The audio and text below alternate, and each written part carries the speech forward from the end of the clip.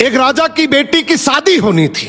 बेटी की शर्त थी कि जो 20 तक गिनती सुनाएगा वही राजकुमारी का पति बनेगा, लेकिन गिनती ऐसी होनी चाहिए जिसमें सारा संसार समा जाए, और जो ये गिनती नहीं सुना पाएगा उसे 20 कोड़े खाने पड़ेंगे। ये शर्त केवल राजाओं के लिए थी। अब एक तरफ राजकुमारी का पर्ण, दूसरी तरफ एक एक करके राजा महाराजा आए।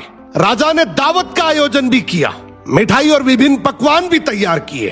पहले सभी दावत का आनंद लेते, फिर सभा में राजकुमारी का स्वयंवर शुरू होता।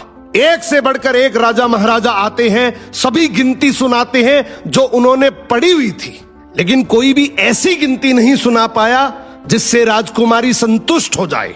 अब जो भी आता कोड़े खाकर चला जाता। कुछ राजा तो आगे ही नहीं आए। उनका कहना था कि गिनती तो गिनती होती है।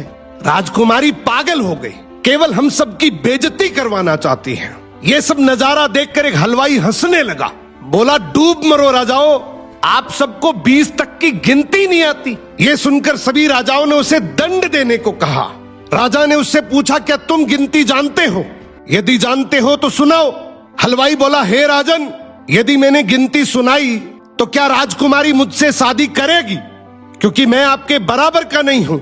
ये सुनते ही पास बैठी राजकुमारी बोली, यदि तुम ये सही से गिनती सुनाओगे तो मैं तुमसे जरूर शादी करूंगी, अगर नहीं सुना पाए तो तुम्हें तो मृत्युदंड मिलेगा। राजा की आज्ञा लेकर हलवाई ने गिनती शुरू की। उसने कहा, 1 भगवान, 2 पक्ष, 3 लोक, 4 युग, 5 पांडव, 6 शास्त्र, 7 वार, 8 खंड, 9 ग्रह, 10 दिशा, 11वां रुद्र, 12 महीने, 13 रत्न, 14 विद्या, 15 तिथि, 16 श्राद्ध, 17 वनस्पति, 18 पुराण, 19वीं तुम और 20वां मैं। ये सुनते ही सब लोग हक्के बक्के रह गए और राजकुमारी हलवाई से शादी कर लेती है।